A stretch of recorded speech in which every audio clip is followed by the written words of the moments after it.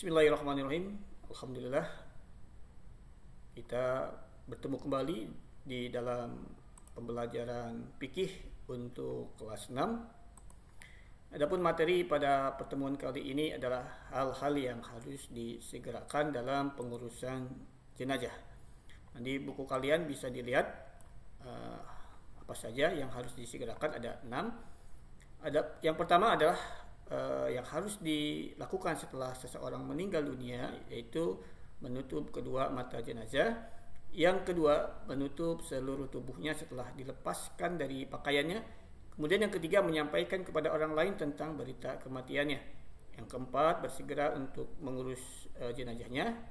Ini ada pembagiannya lagi. Yang pertama adalah memandikan, yang kedua mengkafankan, yang ketiga mensalatkan, dan yang keempat menguburkan. Yang kelima adalah segera menunaikan wasiatnya karena untuk menyegerakan pahala bagi si mayit. Dan yang keenam adalah melunasi hutang-hutangnya oleh ahli waris. Ini dalil yang pertama, yaitu menutup kedua mata jenazah. Dalam salah satu hadis, ini cukup panjang, artinya saja disampaikan dari Ummu Salamah radhiyallahu anha, ia berkata, Rasulullah SAW masuk ke rumah Abu Salamah sewaktu matanya masih terbuka.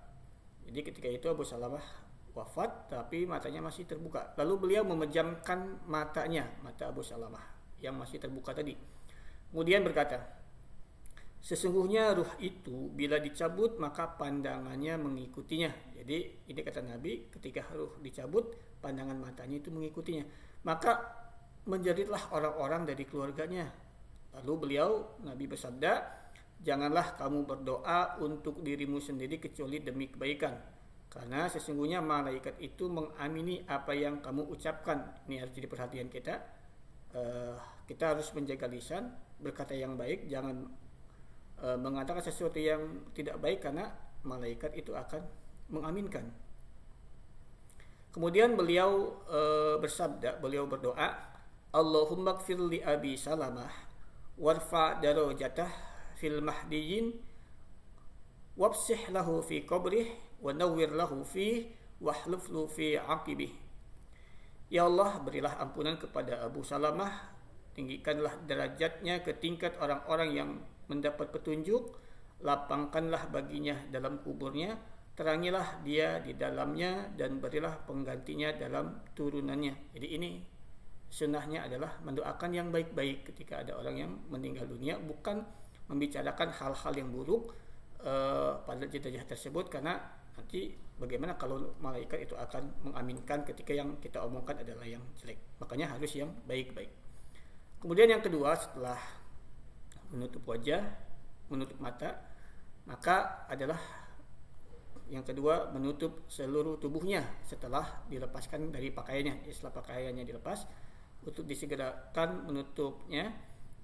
Seperti satu kejadian dalam salah satu hadis, anna Rasulullah SAW hina tuwfiya suji biburdin hibarah, dari Aisyah radhiyallahu anha, bahwa Nabi SAW ketika wafat ditutup dengan kain bermotif dari Yaman. Ini kondisi Nabi ketika wafat ditutup dengan kain, waktu itu bermotif dari Yaman. Intinya adalah menutup seluruh tubuh, yang mengganti pakaian yang telah dilepaskan.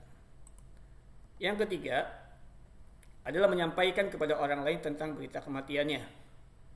Di hadis pertama dari Hudzaifah radhiyallahu anhu, bahwasanya Nabi sallallahu alaihi wasallam melarang dari na'yu. Apa itu na'yu? Mengumumkan kematian secara jahiliyah. Jadi orang-orang jahiliyah biasanya mengumumkan atau menyampaikan hal-hal yang jelek tentang kondisi jenazah tersebut. Nah, ini yang dilarang, cara-cara jahiliyah seperti itu. Nah, pada hadis yang kedua disebutkan bahwa dari Abu Hurairah radhiyallahu anhu, bahwa Nabi sallallahu alaihi wasallam mengumumkan kematian Najasyi pada hari kematiannya. Jadi pada waktu itu Raja Najasyi meninggal, kemudian Nabi mengumumkan, gitu ya. Nah, inilah menyampaikan tentang kematian seseorang, dan keluar bersama para sahabat ke mushola. Mushola itu pada zaman Nabi ada tanah lapang, bukan seperti di kita. Mushola adalah masjid, tempat sholat yang lebih kecil dari masjid, padahal mushola itu adalah tanah lapang kalau di Arab sana. Kemudian mengatur saf dan bertakbir untuknya 4 kali. Jadi sholat gaib. Ya karena waktu itu raja Najasyi diperkirakan tidak ada yang menyolatkan, maka Nabi kemudian melaksanakan salat gaib. Nah, di sini ada kalimat mengumumkan karena manfaatnya adalah hikmahnya adalah agar orang-orang mengetahui dan kemudian berusaha untuk menyolatkan bagi jenazah tersebut. Inilah kenapa perlu menyampaikan kepada orang lain tentang berita kematiannya. Kemudian yang selanjutnya, bersegera mengurus jenazahnya. Ini ada 4. Yang pertama, memandikan. Kita lihat Ummu Atiyah radhiyallahu anha berkata, Nabi SAW masuk ketika kami sedang memandikan jenazah putrinya. Lalu beliau bersabda, mandikanlah 3 kali, 5 kali, atau lebih dari itu. Jika kamu pandang perlu, pakailah air dan bidara. Dan pada yang terakhir kali dengan kapur barus atau kamper atau campuran dari kapur barus. Ketika kami selesai, kami beritahukan kepada beliau, lalu beliau memberikan kainnya kepada kami seraya bersabda, pakaikanlah ia dengan kain ini, pakaian yang langsung bersentuhan dengan kulit. Ya, jadi ini dalil untuk memandikan. Ya, ada yang perlu diperhatikan, tidak hanya air saja. Di sini disebutkan juga ada bidara atau sabun bidara gitu kan ya. Kemudian diakhiri dengan kapur barus. Ini dalil memandikan. Untuk yang selanjutnya adalah mengkafankan. Aisyah radhiyallahu anha berkata, Rasulullah SAW dikafani dengan 3 pakaian putih suhuliyah atau jenis kain berasal dari satu tempat di Yaman, dari kapas tanpa ada gamis dan surban padanya. Ini dalil mengkafankan ya. Jadi dalilnya harus setelah dimandikan kemudian dikafankan ya. Di sini dengan 3 pakaian putih, atau mungkin secukupnya, diperkirakan saja dengan kondisi besar kecilnya jenazah. Kemudian yang selanjutnya adalah yang ketiga, mensalatkan.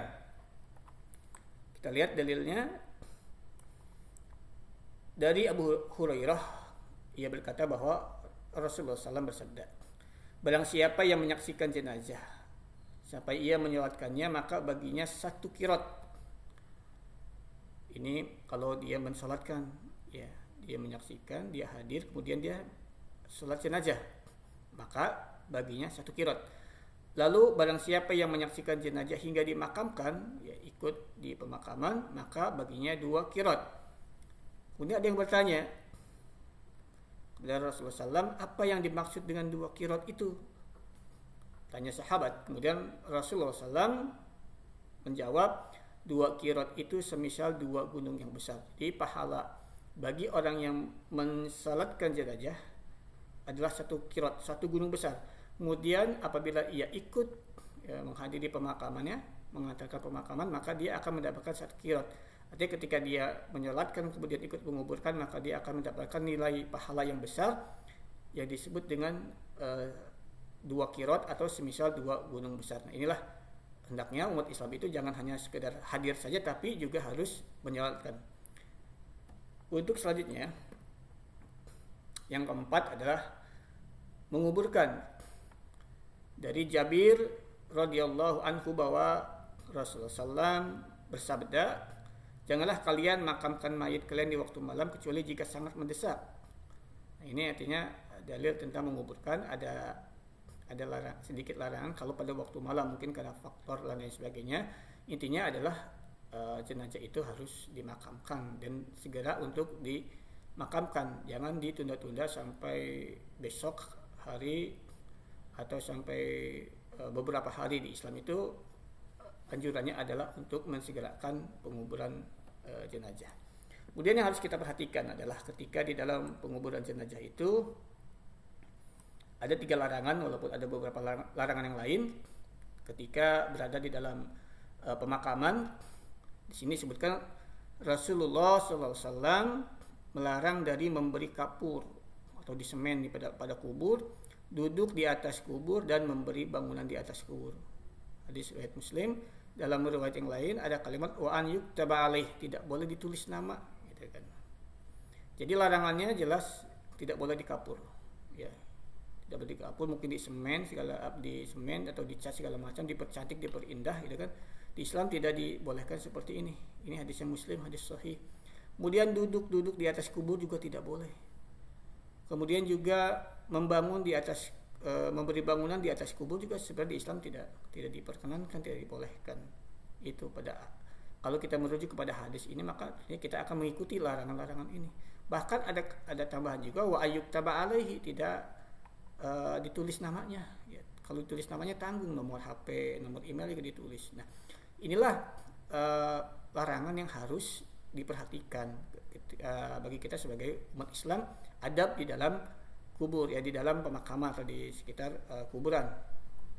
Dalam salah satu hadis lain ada secara khusus disebutkan, seandainya seseorang duduk di atas bara api sehingga membakar pakaiannya sampai kulitnya, ya, kalau dibakar itu lebih baik baginya dibandingkan duduk di atas kubur. Nah, jadi kalau kita tahu hadis ini, maka umat Islam akan tidak akan mencoba untuk duduk di atas ayyuk ada alaih, duduk di atas kuburan. Kenapa? Karena dia tahu ini dampaknya nih, lebih baik dibakar itu pakaiannya di atas api sehingga membakar pakaian sampai kulitnya tuh kebakar, itu lebih baik daripada dia harus duduk di atas kuburan, di atas makam. Ini harus diperhatikan oleh kita semua. Baik, untuk yang selanjutnya adalah segera menunaikan wasiatnya karena untuk menyegerakan pahala bagi si mayit. Ini ada di dalam Al-Baqarah ayat 180. Diwajibkan atas kamu apabila seseorang di antara kamu kedatangan tanda maut, jika ia meninggalkan harta yang banyak, berwasiat untuk ibu bapak dan karib kerabatnya secara ma'ruf, secara baik.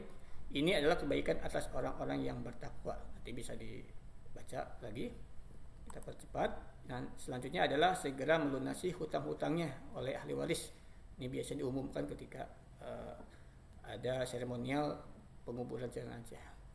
Nah, kata Nabi, jika jiwa atau ruh seorang mukmin tergantung karena hutangnya sampai ia terlunasi. Makanya ini apabila ada jenazah masih memiliki hutang, maka ahli warisnya harus segera menunaikan. Kenapa?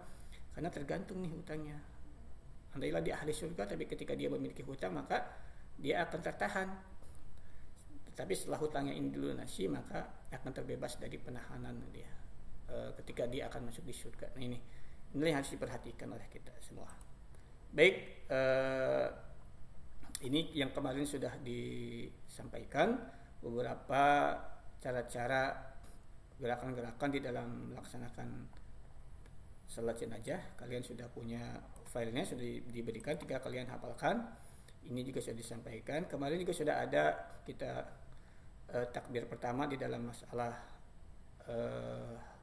salat jenazah. Ini takbir kedua, yaitu membaca Allahumma gfir lahu warhamhu wa'afi wa'fu anhu wa akrim nuzulahu wa wasi' madkhalahu. Ini ada panjangan lagi juga ada. Kita ambil yang sederhananya seperti ini. Dan tugas kalian adalah selanjutnya nanti kalian hafalkan takbir yang kedua ini, membacakan doa ini.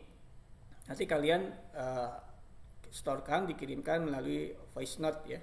Tugasnya adalah seperti ini, hafalkan ini. Yang kemarin sudah takbir yang pertama, yang sekarang adalah takbir yang kedua. Baik, sekian pertemuan kita pada pertemuan kali ini. Mudah-mudahan ada manfaatnya. Assalamualaikum warahmatullahi wabarakatuh.